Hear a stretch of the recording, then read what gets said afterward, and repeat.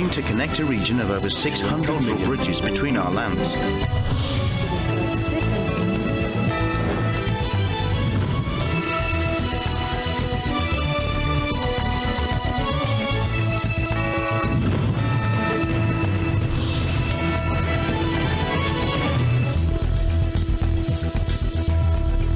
Good evening, I'm Alma Angeles, and you're watching ASEAN in Focus on tonight's headlines. A 6.7 magnitude tremor rattled the southern Philippines early this morning, sending chills off the coast of Mindanao. Indonesia braced for economic bumps. The United Nations predicts global growth will dip, with rising inflation and tighter budgets adding pressure. President Marcos Jr. claims victory in the war on drugs, reporting over 60% of barangays, the smallest communities, now drug-free. And Malaysian aviation giant Capital A merges its budget carrier with its medium-haul affiliate, aiming to streamline operations and conquer new skies.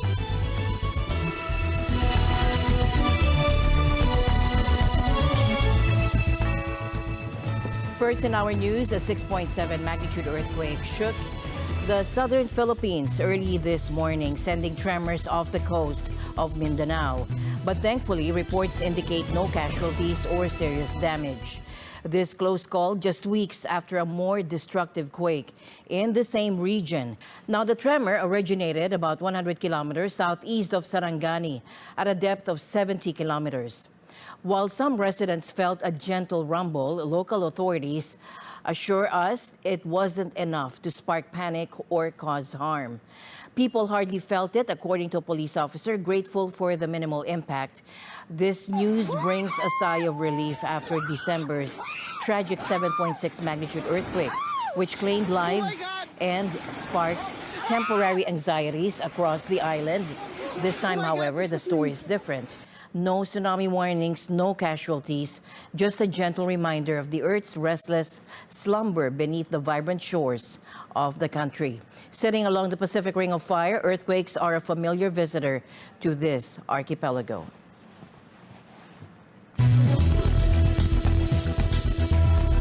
Next in our news, President Marcos Jr. is painting a picture of progress in the Philippines' anti-drug campaign, claiming that over 60% of the country's barangays, the smallest administrative units, have now been declared drug-free. In a video message, the president announced, take a listen, report ng PNP na we have successfully confiscated an estimated 10.4 billion pesos worth of illegal drugs in 2023. Masasabi natin na 27,968 na barangay ay nadeklara na drug cleared. Magandang mga progreso ito sa grassroots level dahil ang mga barangay pag nasabi natin ay cleared yan, madali nang i-monitor at maayos na ang patakbo doon. Siyempre, lagi rin natin tinitignan yung rehab, yung prevention, na hindi na pumasok yung mga kababayan natin sa masasamang ugali tungkol sa drugs. At kung sino man ang nasubo na, ay bibigyan natin ng tulong sa pamamagitan ng mga rehabilitation center. Nakatulong tayo at the local level at nakipag-ugnayan tayo sa 50 provinces, 1,160 municipalities, and 30 cities na nag-i-implement ngayon ng Anti-Drug Abuse Council. Nakapaggawa tayo ng 74 inpatient treatment and rehabilitation facilities to provide a path to recovery for those who want to break free from their addiction. President Marcos's approach to the drug war emphasizes rehab, reintegration, and preventive education, particularly targeting the youth. And this focus aims to break the cycle of addiction and offer a brighter future for those affected by drugs. Good news for Filipino taxpayers. The brand new Ease of Paying Taxes, or EOPT Act, is here, promising a simpler, friendlier tax system and encouraging more people to contribute their fair share.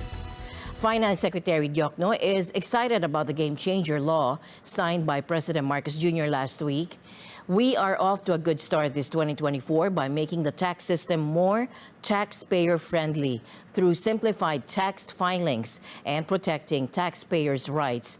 We will achieve our goal of encouraging and improving tax compliance, according to Diokno. And here's what we can expect. Tax brackets for everyone. Micro, small, medium, and large businesses will have tailored tax systems based on their size and needs. Filing made easy. Go digital or stick to familiar means like agent banks and software. No more trips to specific treasurers unless you prefer it. Paperless future. No registration hassle if you live abroad. And sales invoices are now mandatory for both goods and services. Bigger receipts, faster refunds. Minimum receipt value jumps from 100 pesos to 500 pesos. And VAT refunds come in 3 tiers for quicker processing.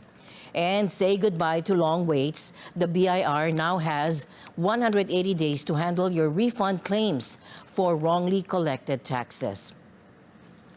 Now, streamlining the game, expect fewer ITR pages, down from 4 to 2, fewer documents, and more online services. President Marcos did veto one thing, though, the exemption for micro taxpayers from withholding taxes. He explains it's about maintaining administrative efficiency and ensuring everyone contributes fairly.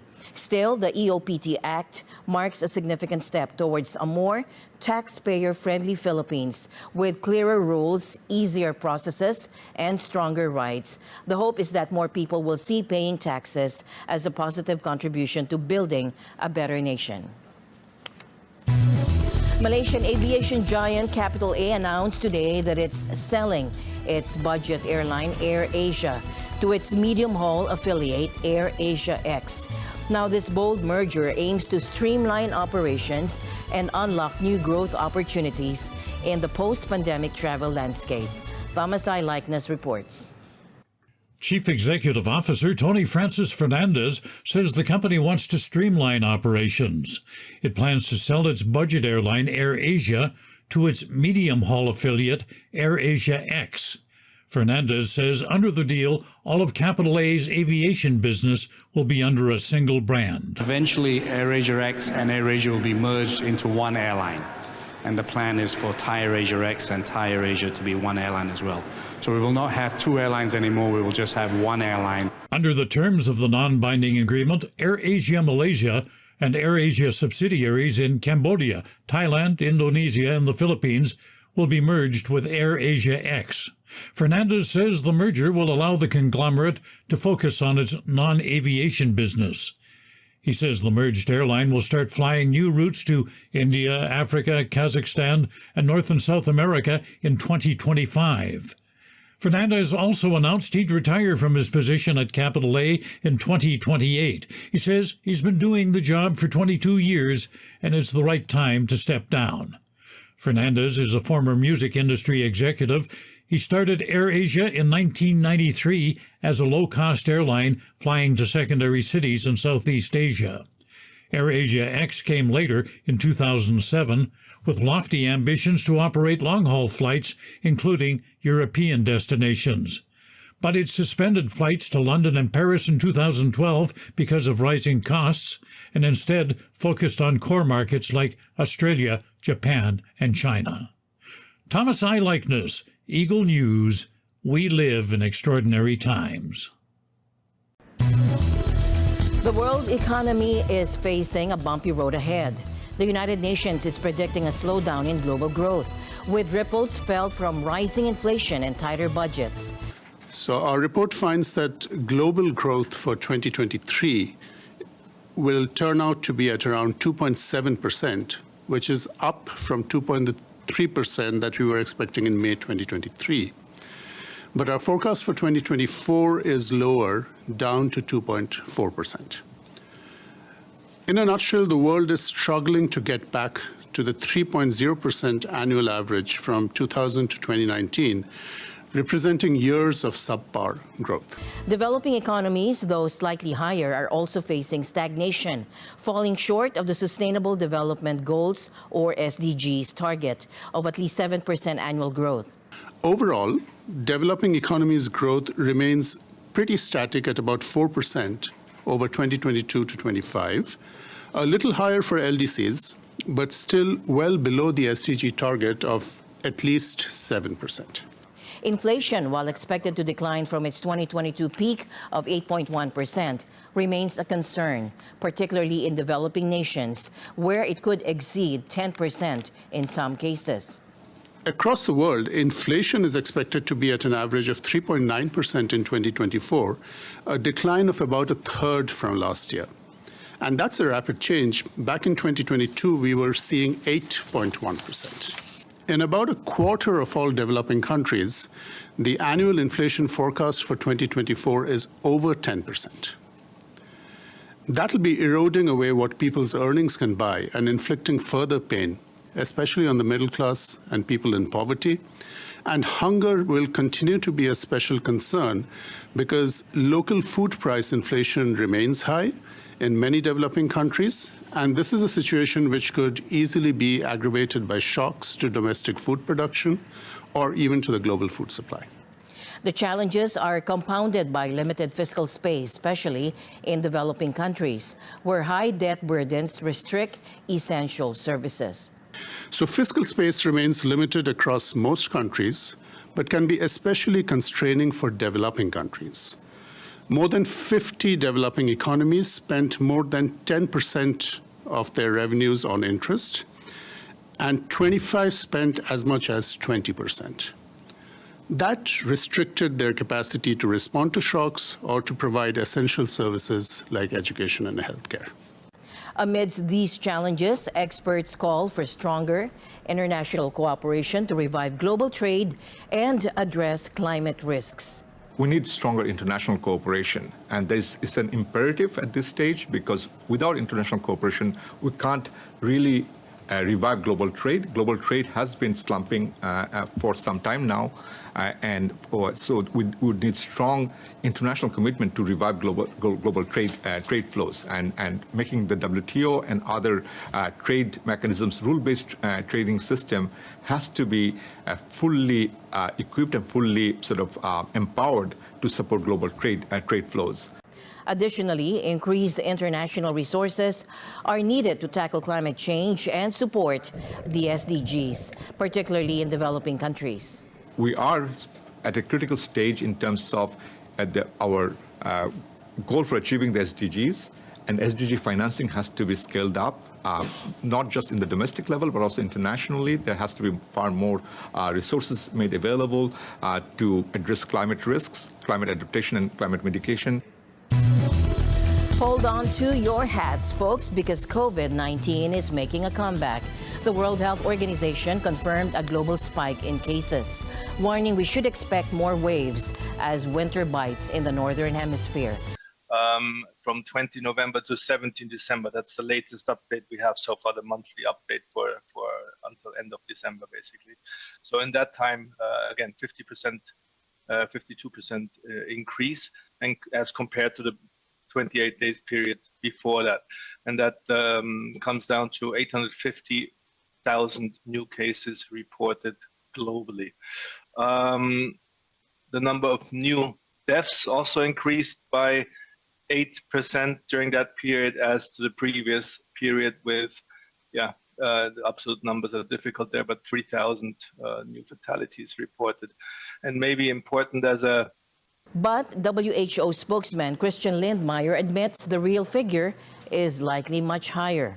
As the report says, also new cases reported, but you know that all throughout the world, and you've seen it in many of your own countries, the reporting has dropped, the surveillance centers have dropped, the vaccination centers have dropped, have been dismantled as well, or shut down, and so this of course leads to an incomplete picture, and we should expect, unfortunately, more cases than we have officially reported. A new culprit is playing villain. JN.1, a subvariant of Omicron, is under close scrutiny by the WHO as a variant of interest. First spotted in the U.S., it has already spread to dozens of countries.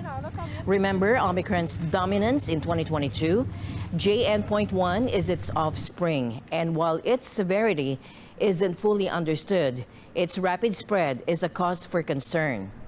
As a general number, you may have seen this fairly new variant of concern, of interest, sorry to be precise, the variant of interest, the so-called JN.1. So this is right now, it's part of the Omicron variant, a sublineage of this one, and as of 18 December, this has been put on the designation of variant of interest, and has some special monitoring now. Yeah, so indeed, the situation is ongoing. There's a new update, also not so new, where the latest update is from end of December, and we're expecting a new EPI update soon, and actually looking forward to a more comprehensive briefing in one of the next days, or hopefully next week already. Catherine, you have a follow-up? A devastating fire has ripped through a Rohingya refugee camp in Bangladesh, leaving thousands without shelter and sparking concerns for their safety. Our colleagues at the UN Refugee Agency and their partners are responding in the aftermath of a fire that took place yesterday in the Cox's Bazar refugee camp in Bangladesh. They say that nearly 800 shelters are feared to have been destroyed in the fire, and around 120 facilities, including learning spaces, mosques, and healthcare centers, were also destroyed or damaged. So far, no casualties have been reported. Refugees displaced by the fire are now sheltering within the camp's community centers and are being provided with emergency food assistance. The cause of the fire remains unknown, but the cramped conditions and dry season make these camps particularly vulnerable. This tragedy comes as the Rohingya community faces ongoing challenges. They fled Myanmar in 2017, escaping a brutal military crackdown, and now live in precarious conditions in Bangladesh. The UN Refugee Agency and its partners are on the ground, providing immediate relief and calling for international support to help the Rohingya rebuild their lives and find lasting solutions to their displacement. The Bangladeshi authorities and UNHCR, in coordination with the International Organization for Migration and other partners, are supporting the Rohingya refugees who lost their shelters and belongings. The fire's cause is so far unknown. In a show of force, China held live fire drills in the South China Sea, showcasing fighter jets, launching missiles just as the U.S. and Philippines conducted their own joint exercises nearby. These rival maneuvers come amid escalating tensions with recent clashes between China and the Philippines over disputed reefs. Chinese state media released footage of the drills, highlighting jets taking off and striking targets, while the exact date remains unclear. This display follows China's announcement of deploying its Navy and Air Force in the same contested waters. Meanwhile, the U.S. and Philippines conducted their own two-day exercise involving an aircraft carrier strike group. This drew strong condemnation from Beijing, who labeled it as a provocative act aimed at flaunting military might. The Philippines and the United States conducted military operation to flex their muscle. This is detrimental to the peace and stability of the region. I urge relevant countries to stop irresponsible moves and respect the peace and stability efforts of regional countries in the South China Sea. I hope that they will respect the sovereignty and protect the tranquility and stability in the region. This escalating tit-for-tat between major powers raises concerns about the future of the region, with tensions simmering and military activity increasing. The South China Sea remains a potential flashpoint. The South China Sea, a simmering sea of claims countered by defiant defenses. Accusations fly from all sides, leaving the truth obscured. I was able to talk to Dr. Lucio Blanco Pitlo III. Join me as he untangles the narratives and assesses the fragile hope for stability, the ASEAN-China Code of Conduct. Let's listen in. Could you provide us an update on the ongoing negotiations for this code, and what are the major sticking points? And why is it taking so long? What challenges are we facing with this code of conduct? Well, of course, issues of sovereignty or sovereign rights, issues of jurisdiction, these things are always very sensitive, and negotiations to conclude agreement on these matters usually takes a lot of time. Mm-hmm. For instance, we had a delimitation agreement with our neighbor Indonesia, with which we have good relations. But despite of that, our maritime boundary delimitation on the exclusive economic zone in the adjoining Sulu-Sulawesi Seas took two decades before it was concluded.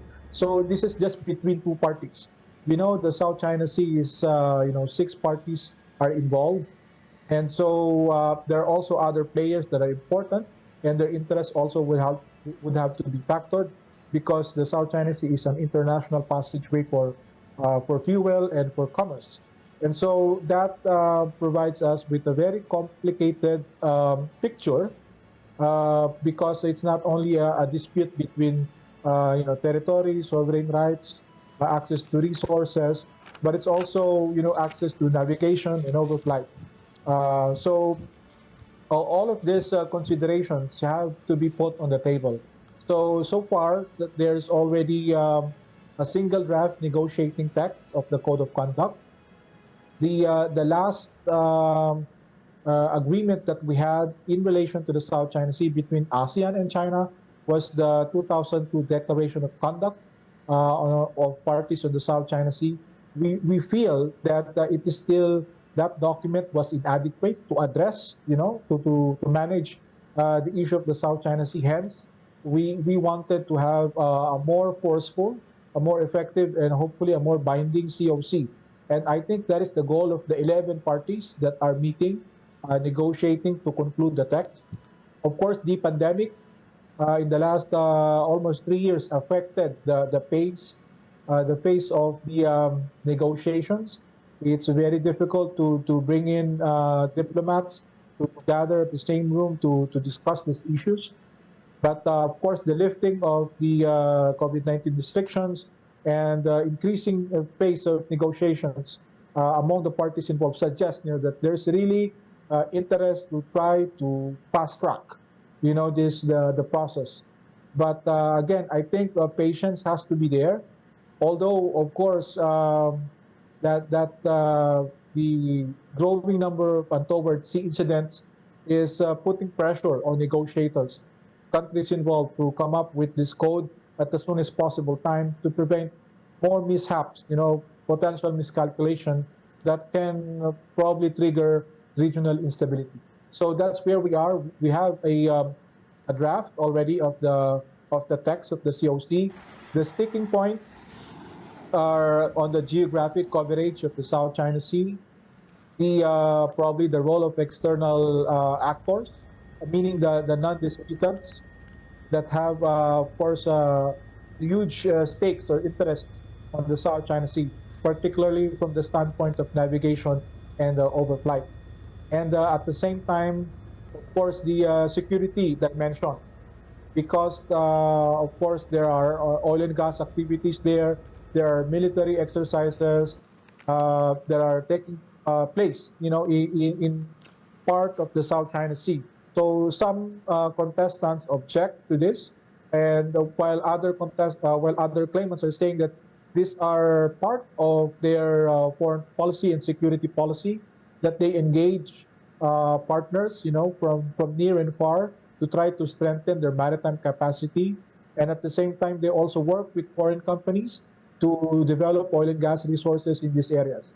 So I think there needs to be some serious conversation, to try to get past this crucial and divisive points so far.